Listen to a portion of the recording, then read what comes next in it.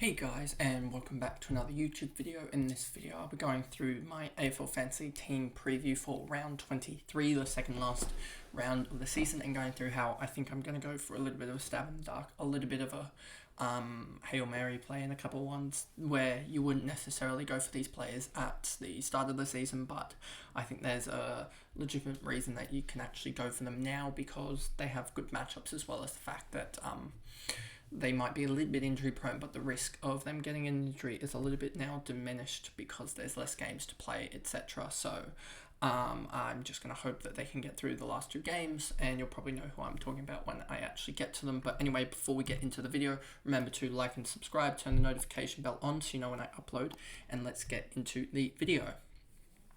So as you can see here, Jordan Dawson at D1. He's been there for I don't even know how many weeks now. Basically since he became more high value than Nick Dacos. He has the game against the Swans this week. Hopefully he doesn't do enough damage. I'm pretty sure they'll put Rowbottom and Mills to him both at points in the season.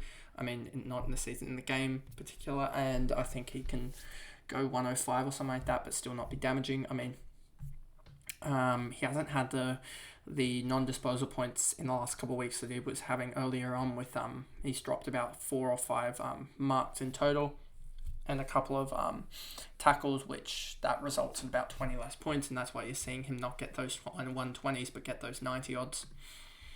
James Sicily, sounds like they might put a little bit of work into him, but wouldn't be surprised if he gets away and goes 110. Newman here, again, just the guy I brought in a couple of weeks, was it a couple of weeks ago or last week, and he went 138, 139, so he's done really well, and yeah, just continue, hopefully he continues on.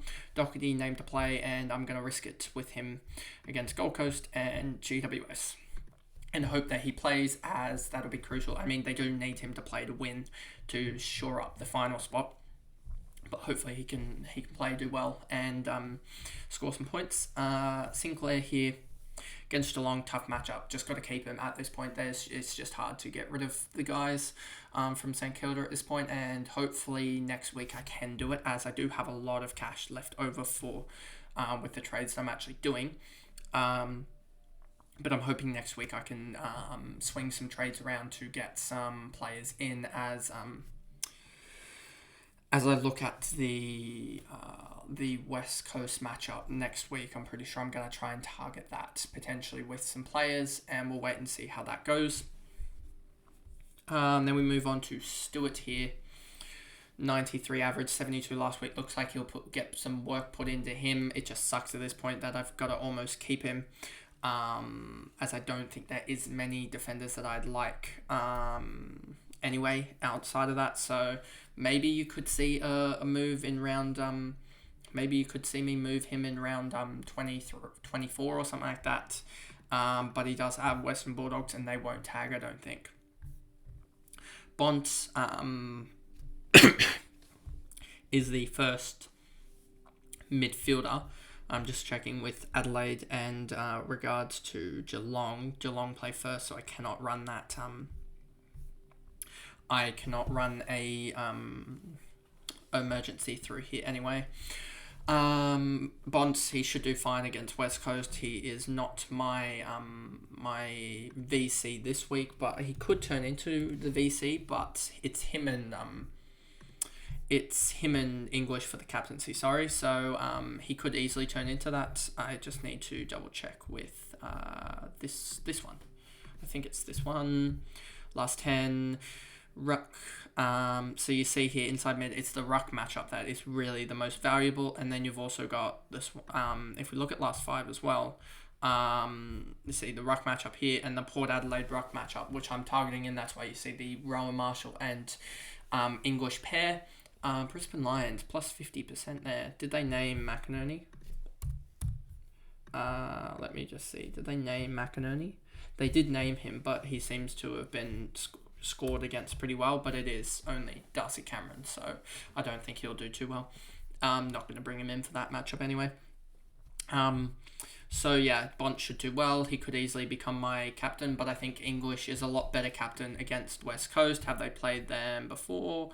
They have not played him yet, and yeah, just hoping he can put up a big score. Been doing all right, but we need that 150 bomb from him this week. Merritt, he's coming up against the GWS Giants, and I think they need to win both their games to get in. Pretty much, it's going to be tough for them. Obviously, playing Collingwood potentially Collingwood losing this week, and then needing to win on the final, in the final week to shore up top spot. So that could be a tough game as well. But just hoping Merritt doesn't get tagged.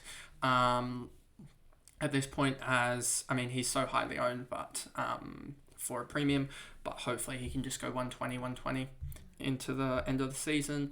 Then you got Petrarca here, and 96 against Carlton wasn't the best, but against the Hawks he should do fine. I wouldn't be surprised if the Hawks decide to tag Petrarca with McGuinness, but we'll wait and see in that one. They could easily target Viney. They could target Oliver. I think they'll target one of those three, but we'll wait and see who they do target. I'm just hoping it's not Petrarca. Crouch against Geelong. Against Geelong, did they play earlier in the year? I don't think they have played Geelong yet. No, they haven't. So it will be interesting to see how that plays out. Crouch is generally a good scorer against Geelong, but has just had a horrific 5 quarters of footy after having a really good run. So hopefully he can bounce back, I guess, as his stats are still pretty good. He needs to bounce back here. Brayshaw here, 108. Hopefully he doesn't cop a potential tag from McGuinness in the last game, but as I think that will go to Sarong, to be honest, but hopefully they don't tag him as well in the Port game, as they do have a midfield 3 of Rosie, Butters, and Horne-Francis, so I don't really see a tagger in there. I mean, you could say Will Drew is going to be a tagger, but he's the 4th or 5th guy in the midfield for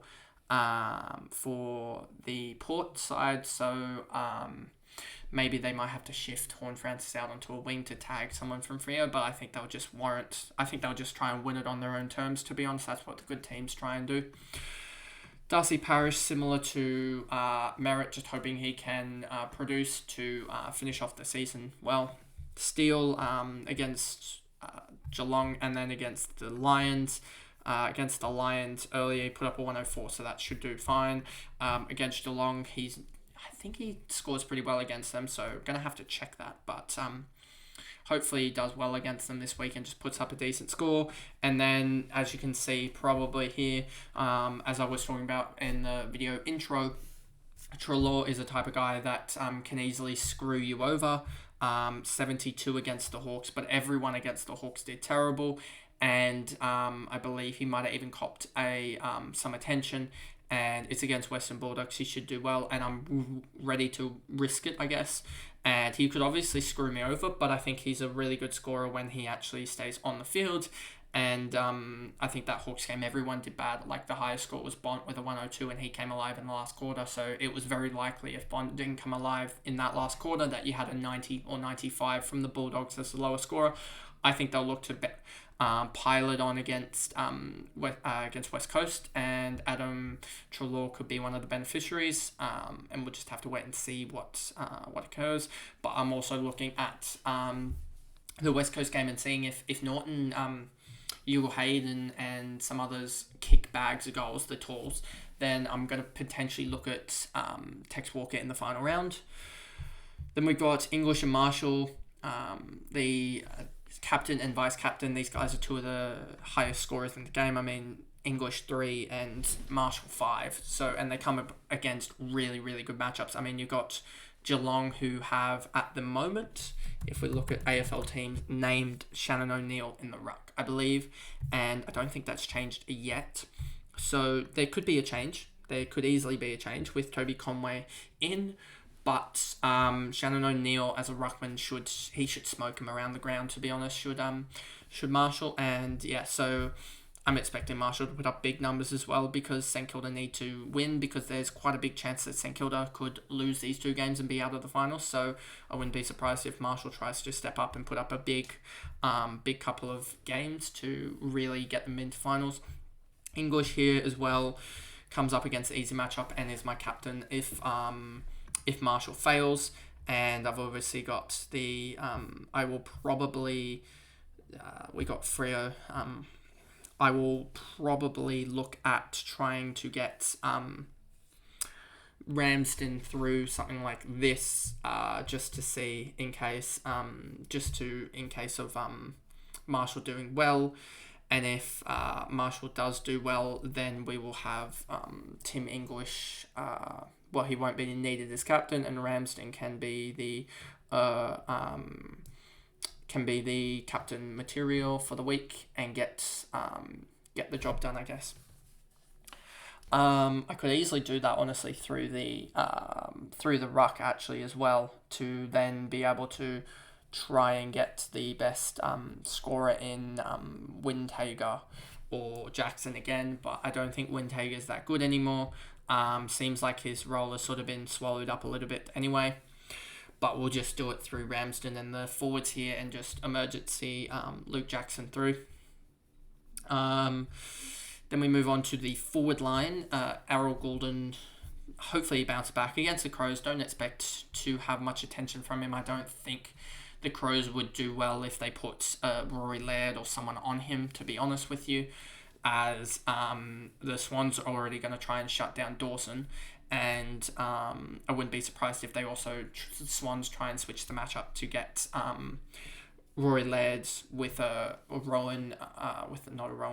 Rowbottom, or a Mills, whoever they don't put Dawson to, and just try and run those two. Or potentially put a Parker onto Laird or something like that. I think Goulden will probably try and play on the outside as well. I don't think they'll play him through the middle because they need to just try and halt. They need to try and just break even in the midfield, to be honest. Just get those, get Rowbottom, get Parker, get Mills in there, and try and just win clearances, to be honest. Or just try and lock it down as much as they can, because once they get it to an outside game, I think they'll be better. So I think Goulden will be used on the wing, which is his better fantasy scoring role anyway.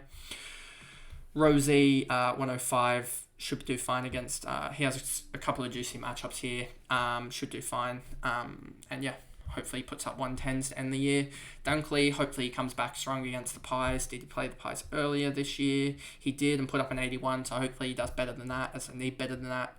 Taranto plays North. Did he play North earlier this year? Doesn't look like it, so that's weird that a lot of teams are playing their first time against a team in round 22. But Taranto could easily go 110, 115, and just hoping he finishes the year strong. Then you have the other inclusion is Sheasel, just because Richmond he should score well against, and in round 24, I believe, against Gold Coast at Blunston. No Jack Zeeble, no Aaron Hall, should do really well, and hopefully he can put up a 130, 140 score there, because I think he generally can go absolutely huge with no one down back there as well. And then Luke Jackson as well, just coming up against Haynes. It looks like at the moment, if we look at the teams, here we go, it looks like it's going to be Haynes, or Hayes, or whatever. There could be Francis Evans doesn't really ruck. I don't really see any other ruckman here, to be honest. So if it's Hayes, that could be annoying. And then comes up against the Hawks in Ned Reeves, which he should still score well against him. So yeah, I'm still expecting a good output from Luke Jackson. He did well against the Eagles. I mean, he could have done more, but that game was pretty much dead after about half time. So. Or even quarter time in that game, I'm pretty sure. But yeah, he just didn't bother in the last quarter because the game was dead. So hopefully the game isn't as dead in this Port Adelaide and this Hawks game, and he can put up some good 110 plus scores. But yeah, that's basically the team. The trade were Cogs out because I just don't like that forward role, and I don't think it suits him well. And then Libba, the forced trade, obviously because of the concussion, as I was trying to line up Libba in the for the West Coast game, but now I'm just trying to get another Bulldogs guy, and hopefully we can get stack the Adelaide guys in round 24 against West Coast. But that is basically the video there, and I guess I'll see you guys in the game reviews on Saturday. There should be one, and Sunday, etc. Bye, guys.